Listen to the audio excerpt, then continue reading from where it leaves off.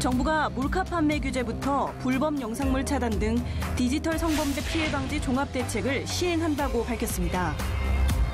피해자 보호 차원을 넘어 음란 영상물 수요자와 공급자, 유통자 모두를 범죄자로 처벌해 디지털 성범죄 발생률을 낮추겠다는 목표인데요. 이번 대책으로 몰래카메라 등 음란 동영상 관련 범죄를 뿌리 뽑을 수 있을지 하나님의 법, 세상의 법에서 알아봅니다. 하나님의 법, 세상의 법, 이재만 변호사님 나오셨습니다. 안녕하십니까? 네, 안녕하세요. 반갑습니다. 예. 디지털 성범죄 피해 방지 종합 대책이라고 말씀드렸는데요. 예. 디지털 성범죄, 뭘 말하는 겁니까? 예, 상대방의 동의 없이 카메라를 이용해서 이제 촬영한 네. 그 불법 그 촬영 영상이죠. 네. 흔히 이제 몰카 범죄라고 하는데 이제 이런 경우가 이제 디지털 성범죄의 이제 가장 중요한 부분이고요. 그리고 이외에도 이제 SNS에서 상대방한테 아주 외설적인 언어로 공격하는 그런 범죄라든지 또는 스마트폰 앱을 이용해서 어떤 성매매를 하는 그런 경우도 있는데 이런 것들이 이제 모두 디지털 성범죄라고 하는 것이죠. 네. 그러니까 현대사회가 디지털 기기가 발달하면서 지금까지 볼 수 없던 그런 몰래카메라 같은 그런 디지털 범죄가 급증하고 있는 것 같은데요. 그 요인들은 뭐라고 보시는지요? 네, 지금 말씀하신 것처럼 디지털 기기가 굉장히 발전됐습니다. 네. 누가 촬영하는지도 모르게 카메라들이 변형돼 가지고 네. 결국은 촬영을 하니까 전혀 모르는 상태에서 무방비 상태에서 본인의 어떤 뭐 수치 부위가 막 촬영되고 그러죠. 그리고 일단 촬영된 것을 유포하는 게 너무나 인터넷 인프라가 잘 돼 있어서 쉽게 유포가 됩니다. 네. 그러니까 유포한 사람들이 경제적 이익이나 뭐 영리를 목적으로 유포할 수 있는 유혹을 자꾸 받게 되죠. 네. 유포돼서 클릭수에 의해서 돈이 들어오면 이 클릭수가 굉장히 빨리 올라갈 수 있는 그런 그 인터넷 세상이 된 것이죠. 예. 그래서 경찰청 조사에 의하면 지난 3년 사이에 디지털 성범죄가 3배 이상 증가했다는 것이죠. 그리고 이제 그 몰카 영상이라는 것은 일단 한 번 올라오면 이게 전파 속도는 빛의 속도예요.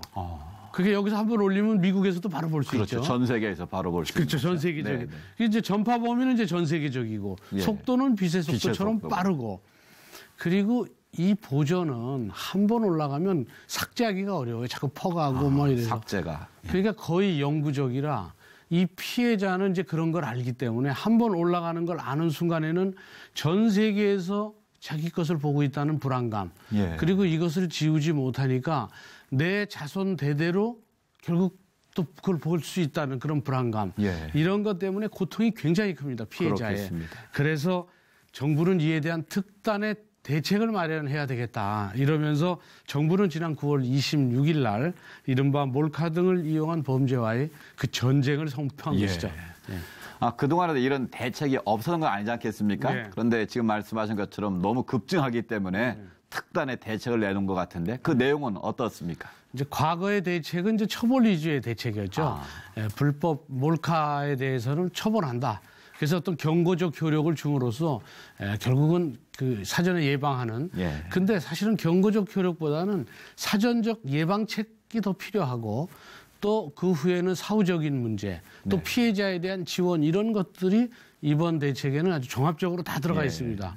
쉽게 얘기해서 몰카 카메라는 아예 처음부터 판매 단계부터 정부가 개입하는 거예요. 근본적인 출발점부터요? 그러니까 네. 변형 카메라의 경우, 이른바 이제 몰래 카메라, 핸드폰, 이런 펜 카메라, 안경 카메라, 이제 이런 경우에는 구입할 때 개인 정보를 거기에 기록하게 왜 총기 수입이나 이런 거 할 때 기록하듯이 그걸 기록하게 하고 그걸 기록한 사람이 다른 사람한테 양도양수를 할 때 다른 사람한테 이제 팔거나 넘겨줄 때는 신고를 할 수 있도록 그렇게 이제 지금 초기부터 이제 개입하고 있고요. 그래서 이제 몰카의 유통 이력을 이제 추적할 수 있게 한 것이죠. 그 다음에 이제 스마트폰 카메라에 대해서는 이제 무음으로 찍을 수 있으니까 이것도 마치 몰카처럼 그러니까 이 무음으로 할 수 있는 걸 다 제한시키고 그다음에 이제 영상 촬영자한테는 영상 촬영된 거를 네가 유포되지 않도록 보호하는 그런 의무를 부과했어요. 의무를 위반하면 형사처벌이 될 수도 있고 민사상 배상 책임도 받을 수 있죠. 그리고 정보통신업자의 경우에는 거기에 이제 이렇게 뭐 여러 가지 웹하드 이런 데 올라오면 네. 이거를 사전에 차단해서 삭제할 의무가 있습니다. 아, 삭제 의무까지요? 예. 근데 이제 너무 원체 많으니까 필터링을 해도 이 삭제가 잘 안 되긴 하지만 어쨌든 삭제 의무를 부과했죠. 네. 삭제를 하지 않았을 때는 이제 민사상 손해배상 책임을 부과하는 경우도 있고 경우에 따라서 형사처벌을 받을 수 있는 것이죠. 그리고 이제 몰카 피해자가 이 내 몰카 영상 삭제해달라 요구하면 네. 그러면 이거를 그 회사에서는 포털 사이트나 이런 데 신속하게 삭제해야 됩니다. 예. 그리고 삭제하는 데는 또 비용이 들어요. 이 삭제를 하는 업자들이 있어요.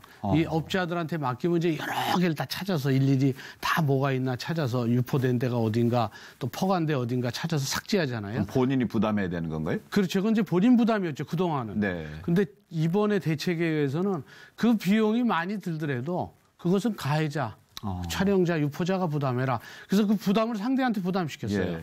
이제 그렇게 했고요. 또 피해자의 경우에는 일단 피해자가 되면 경제적인 문제, 그런 삭제 문제라든지 또는 삭제 비용 문제예요. 그다음에 뭐 정신적인 치료도 받아야 되고 네. 또 법적인 조언도 받아야 되고 이런 전체적인 비용을 종합적으로 원스톱 서비스로 지원해 줄 수 있는 그런 대책도 만들었고요. 또 수사기관에 있어서는 이 몰카 디지털 성범죄는 특히 리벤지 포르노의 경우에는 구속 수사를 원칙으로 합니다. 구속 수사까지. 일단 구속하면서 수사를 하겠다는 거고, 그 다음에 이제 정보통신망을 이용해서 몰카 그 불법 촬영 동영상을 유포하면 그 동안은 이제 뭐 이 벌금형이 있었습니다. 네. 근데 이번에는 이제 벌금형 규정 아예 없애고 징역형만 규정에 남겼습니다. 바로 징역으로? 바로 이제 징역형을 선고할 수 있도록 이렇게 했고, 또 특히 이제 교사나 공무원이 자기 직위를 이용해서 디지털 범죄를 저질렀다. 이렇게 되면 이제 그동안은 뭐 3스트라이크, 뭐 3번 정도 뭐 이런 건데 지금은 1스트라이크예요. 삼진아웃이 아니죠. 원스트라이크. 네. 그 삼진아웃이 아니죠. 네. 원아웃이면 바로 아웃시켜서 교사나 공무원에서 퇴출시키는 그런 아주 강력한 그런 제도들을 도입해서 이번에 그 종합적인 대책의 특징은 사전적인 그 예방책에서부터 네. 또 사후적인 조치에서 대책까지. 피해자에 대한 지원책까지 아주 종합적이고 체계적인 대책을 마련했다는 데 이제 의의가 있는 것이죠. 네, 네. 이 성적인 죄는 엄청난 대가가 뒤따르게 되는데요. 그런데 요즘 세상은 이 성범죄에 대해서 이렇게 중요 여기지 않는 그런 생각들이 많이 있는 것 같습니다. 결국 성적인 죄의 유혹을 피하기 위해서는 우리의 마음을 잘 다스려야 될 것 같고 또 우리 눈을 잘 다스려야 될 것 같지 않습니까? 그러니까 아담과 하와가 범죄할 때도 이 보는 것을 육신의 정욕, 안목의 정욕 이 봄으로 인해서 죄가 들어오지 않았습니까? 그렇습니다. 또 삼손 같은 경우도 그 여인을 보고 그 유혹에 빠져서 하나님 주신 그 능력과 은사를 상실하고 말았는데요. 결국 개인이든 공동체든 하나님의 거룩함과 순수성을 회복하는 가장 시급한 문제인데 이 시대에 뭐가 필요하다고 보시는지요? 지금 이제 시대가 많이 바뀌었습니다. 그래서 바뀐 시대 정신을 읽지 못하면 굉장히 이제 낭패를 보는 이제 그런 경우가 있는데요. 사실은 이제 그 일반 아주 정말 성범죄 말고 평범한 사람도 이 성범죄의 함정에 빠지는 경우가 있는데 이렇게 빠지는 경우 특히 이제 뭐 성범죄까지 그 뭐 성범죄죠 그것도 특히 성추행이나 성희롱에 대해서 쉽게 빠지는 이유는 성인지 능력에 대한 어떤 성인지 감수성이 너무나 약하기 때문에 그래요.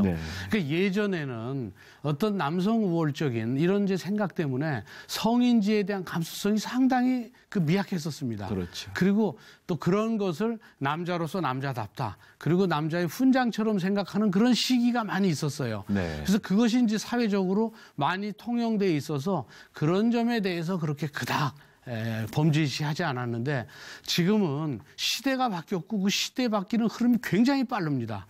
그래서 정말 상전벽해처럼 빨리 바뀌고 있는 시대 정신을 잃지 못해서 성인지 감수성이 무딘 상태에서 생활하다 보면 무심코 뱉은 한마디가 성희롱이 돼서 회사에서 크게 피해를 볼 수도 있고 그래서 성인지 감수성, 성인지 능력을 향상시키기 위한 감수성 훈련이 지금 필요한 그 때가 된 것이죠. 그래서 그런 부분에 대한 이제 훈련을 계속하고 또 하나는 옛말에도 이제 신독이란 말이 있었어요.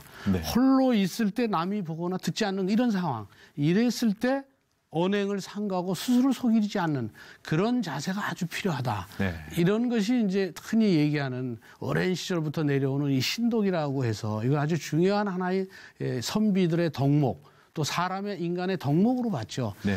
이것이 지금은 자기 자신의 어떤 양심보다는 내가 있을 때는 언제나 나와 함께 하나님이 계신다. 네. 내가 비록 혼자이지만 하나님이 함께 하신다.